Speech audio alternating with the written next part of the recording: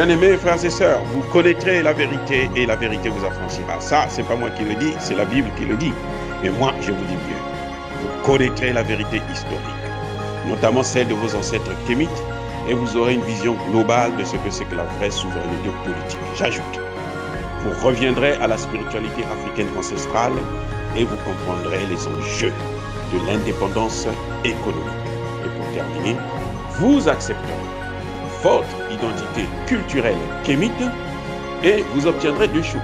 La première, c'est la paix. La seconde, c'est le développement, à une condition. L'unité de toute l'Afrique noire, l'unité de tous les Noirs du monde entier. Otep à tous, bienvenue sur la chaîne des panafricanistes par essence, par conviction et par excellence. Celle des citoyens kémites par nécessité et obligation de combat. Nous sommes une chaîne qui n'est guidée que par nos ancêtres et rien que par les ancêtres qui appartiennent à l'égrégore du monde noir. Par conséquent, nous ne croyons en aucun Dieu venu de l'étranger. Toutefois, cette vidéo n'est aucunement destinée à inciter à la haine ou à la violence, car nous menons un combat qui est d'abord et avant tout spirituel, intellectuel et démocratique. Ensuite, il est politique, géopolitique et géostratégique. Contre l'impérialisme, le colonialisme, le néocolonialisme et l'endocolonat, qui sont tous qualifiés de crimes contre l'humanité. Nous menons ce combat sur la base du principe fondamental que nous avons hérité de nos ancêtres kémites, qui est celui de la Mahat, c'est-à-dire solidarité, vérité et justice. Vous êtes donc en droit de connaître la vérité et nous avons l'obligation de vous dire la vérité, rien que la vérité, afin que justice soit rendue au continent africain. Et ça, c'est notre modeste contribution dans cette noble lutte en faveur de la souveraineté, la dignité, la solidarité et l'unité africaine. C'est exactement ça que nous appelons le panafricanisme. Otep à tous, bien-aimés frères et sœurs, je crois que Emmanuel Macron est un éternel hors-sujet. Je ne sais pas comment ce type a pu avoir les diplômes à l'université. D'ailleurs, c'est pas moi qui l'ai dit, qu'il était le plus idiot de sa génération. C'est pas moi qui le dis, ce sont les Français eux-mêmes qui le disent. Pour réussir, pour terminer ses études, c'était très difficile pour lui. Parce que ce monsieur est toujours hors sujet. Vous savez pourquoi la France aujourd'hui est aux abois? C'est parce que elle est hors sujet. Je parle de la France et la population et leurs dirigeants. Ils sont tous hors sujet. Là où eux, ils ne voient que leurs intérêts. Comment il faut faire pour préserver nos intérêts? Comment il faut faire pour dominer l'autre? Mais l'autre là que vous avez dominé, par l'esclavage, la colonisation, la néocolonisation, et maintenant la recolonisation, celui-là est en train de se réveiller. Il est maintenant éveillé. En Afrique, là, nous avons une jeunesse éveillée. Au point où quand Emmanuel Macron vient pour dire que la Russie, c'est un impérialiste, Poutine est un impérialiste, même les chefs d'État les plus francophiles, les chefs d'État france-africains, posent la question à Emmanuel Macron, qu'est-ce que vous nous proposez? Qui a amené le terrorisme chez nous? C'est pas vous? Oui. Vous êtes venu au Mali, vous avez échoué, vrai ou faux? Oui. Et nous, on va prendre Wagner. Vous nous dites, ne prenez pas Wagner. Qu'est-ce que vous nous proposez? Vous qui êtes la cause. Emmanuel Macron est, comme on dit chez nous, Ngwenzin. Il est coincé, c'est-à-dire il est coincé. Il n'arrive pas à répondre. Il va au Congo démocratique, il va nous dire, non, vous, comment dirais-je, nous, il faut que nous puissions avoir les matières premières, nous voulons faire. L'autre, lui, il vient pour ses intérêts, les matières premières, parce qu'il veut développer les voitures électriques. Tshisekedi lui dit, nous ici, notre problème, c'est la sécurité. Vous voyez, c'est deux langages, c'est-à-dire que c'est un langage de sourds. Nous, on veut venir former vos généraux. Mais vous avez déjà échoué là-bas. Est-ce que c'est les mêmes généraux qui ont échoué au Mali que vous allez amener ici? Qu'est-ce que ça va apporter? Rien. Donc Emmanuel Macron est toujours dans le hors-sujet. Et c'est ça le grand problème que la France a actuellement. C'est-à-dire qu'elle ne regarde pas les faits en face. Même les puissances occidentales. Les États-Unis et les pays de l'OTAN sont en train de vouloir occuper l'Afrique. Mais cette même Afrique-là, il y a déjà les Chinois qui investissent énormément là-bas. Il y a les Russes qui investissent là-bas maintenant. Vous allez faire quoi? Puisque vous ne pouvez pas combattre les Russes et les Chinois sur le plan économique pour l'un et sur le plan militaire pour l'autre. Et vous voulez amener l'affrontement en Afrique. Mais les Africains sont en train de voir ce qui est en train de se passer. Là encore, ils sont quoi? Hors sujet. Des spécialistes et des hors sujet. C'est-à-dire qu'on pose un problème, eux, ils vont faire autre chose. Aujourd'hui, on est en train de poser le problème de la multipolarité.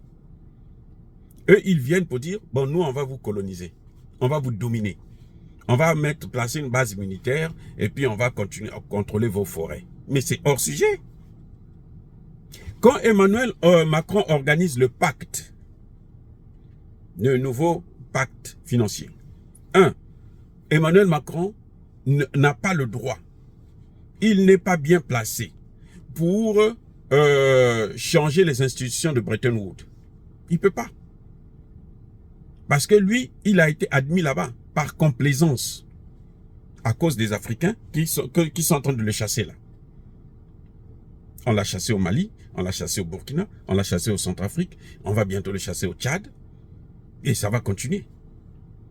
Mais voyez-vous, c'est incroyable qu'il soit encore là, il tape à côté, lui, pendant que il est en train de vouloir organiser un pacte financier pour contrôler les forêts africaines. Les Africains sont en train de demander le développement. Nous, on veut des infrastructures routières pour déplacer nos matières premières dans le pays. Nous, on veut des infrastructures industrielles pour exploiter nos matières premières. Lui, il vient vous parler de l'environnement. C'est quoi? C'est pas le hors-sujet, ça? Il tape à côté. C'est-à-dire que je n'ai jamais vu un président qui est aussi hors-sujet que ça. Je ne sais pas si vous avez entendu parler du fameux discours de La Bolle de 1990. Le discours de La Bolle là, est intervenu. Il est intervenu après que le Bénin ait organisé sa conférence nationale souveraine. Eh oui. C'est pas François Mitterrand qui a demandé au Bénin d'organiser la conférence nationale souveraine. Quand le Bénin organise sa conférence nationale souveraine, ça a commencé à se propager dans toute l'Afrique. Au Congo-Brazzaville, au Cameroun, un peu partout. Les gens se sont réunis pour parler maintenant de leurs problèmes entre eux. Et François Mitterrand va regarder et dire, ah, mais là, si moi je rentre, je prends pas ce train-là, je serai en retard. Je veux rater le voyage. C'est là que François Mitterrand va prononcer le fameux discours de La Bolle. C'est pas François Mitterrand qui nous a demandé d'aller vers la démocratie, non. Il n'y a aucun pays qui nous a demandé. C'est nous-mêmes qui avions décidé et eux, ils en ont profité comme si c'était eux qui nous avaient demandé. Les gens ont tendance à penser que c'est le discours de La Bolle qui a été le détonateur de la démocratie. Souvenez-vous quand François Mitterrand a prononcé le discours de La Bolle. Quelle a été la réponse de Chirac, qui était le deuxième parti en France, le RPR à l'époque? C'était de dire que non, les Africains ne sont pas mûrs pour la démocratie. Donc, ils ne voulaient pas la démocratie. Vous voyez, c'est-à-dire que, mais Mitterrand, c'est parce qu'il avait vu que non, mais nous, si on ne prend pas ce train-là, les Africains, là, ils vont nous rejeter. Ce qui est en train de se passer avec Macron, c'est ce qui devrait se passer à l'époque avec Mitterrand. Mais Mitterrand a su transformer les choses, a su rattraper, colmater les brèches, en prononçant ce fameux putain de discours de La Bolle, que d'ailleurs lui-même aussi a saboté. Mais avec Emmanuel Macron, ce n'est que le hors-sujet. Les gens disent que nous ne voulons plus le CFA. Les pays de l'Afrique de l'Ouest veulent avoir leur monnaie. Lui, il vient, il dit non, bon, je vous donne une monnaie, mais cette monnaie-là, ça va s'appeler aussi ECO, mais je continue avec le CFA. Je dis, mais attends, mais il est hors sujet là. Les pays sont en train d'attendre la conférence des BRICS pour voir comment ce que les BRICS vont nous proposer pour une monnaie qui va sortir du dollar. Pour que nous puissions faire des échanges avec d'autres monnaies, sinon avec nos propres monnaies africaines. Monsieur veut aller à la conférence pour aller saboter les choses depuis là-bas. Mais il est encore hors sujet. Le président Kenya venait de dire là, mais attendez, comment se fait-il que le Kenya et son voisin d'à côté font des échanges? Ça doit se faire en dollars. Non, c'est pas normal, on peut pas continuer comme ça. Mais Emmanuel Macron nous amène encore, non, le pacte, nous on va vous donner de l'argent, on va faire ceci, on va faire cela, et l'argent qu'il n'a même pas, puisqu'il est pauvre, il est endetté. À hauteur, il est plus endetté que l'ensemble du continent africain. 3 000 milliards de dollars. C'est incroyable. Donc voilà, c'est Emmanuel Macron, c'est un minable. Et je crois que, bon, je vous ai dit qu'on a découvert la drogue là, à la Maison Blanche. Non? Emmanuel Macron, chez lui là-bas aussi, c'est sûr qu'il doit se shooter, mais alors, incroyablement. C'est incroyable. Parce que tu ne peux pas être hors sujet. Chaque fois qu'Emmanuel Macron ouvre sa bouche là, pour parler de l'Afrique, c'est là. C'est-à-dire que vous avez, c'est la bombe. Il fait qu'aggraver les choses. Vous vous souvenez quand il a dit que le problème de l'Afrique là, ce sont les femmes qui font trop d'enfants. On peut mettre des milliards, jeter des milliards là-bas, ça va par les fenêtres. C'est comme un tonneau d'Anaël. Mais c'est-à-dire que il ne vaut rien du tout. Et ça, c'est grave. C'est ce qui est en train de créer les problèmes en France, entre la France et l'Afrique. Les gens pensent que c'est Emmanuel Macron et l'Afrique. Non, c'est la France et l'Afrique. Parce que quand Emmanuel Macron vient avec les chefs d'entreprise, là, c'est pas des hommes politiques, ce sont des citoyens. Mais qui viennent pour travailler pour la France. Et ils font exactement ce que le gouvernement a prévu pour l'Afrique, c'est-à-dire dominer, piller, écraser, tuer et faire tout ce qu'ils veulent. Dire cela, c'est inciter à la haine ou à la violence. Non. J'ai voulu seulement vous montrer qu'Emmanuel Macron est hors sujet. Hein? Emmanuel Macron nous amène Barkhane. Il oublie que ce sont eux qui ont amené le terrorisme là-bas et qu'il faut d'abord commencer par régler le problème de la Libye. Lui, il vient avec des solutions. Il faut diviser, morceler le Mali, comme son prédécesseur, ses deux prédécesseurs, François Hollande et autres. Mais ça n'a aucun sens. C'est pas ce que les Maliens demandent. Nous, on veut lutter contre le terrorisme. Vous venez pour nous diviser. Ça n'a pas de sens. Hors sujet encore.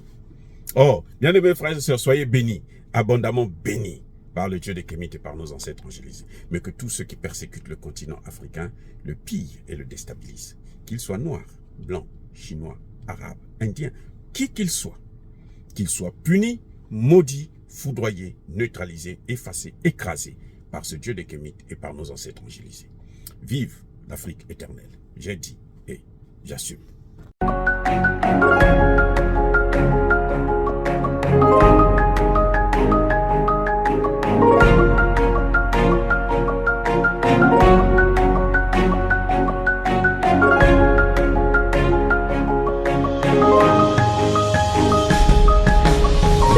Eux, ils marchent par la foi et non par la vue.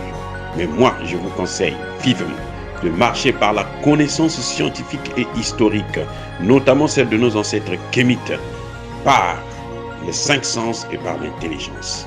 Abou Abia.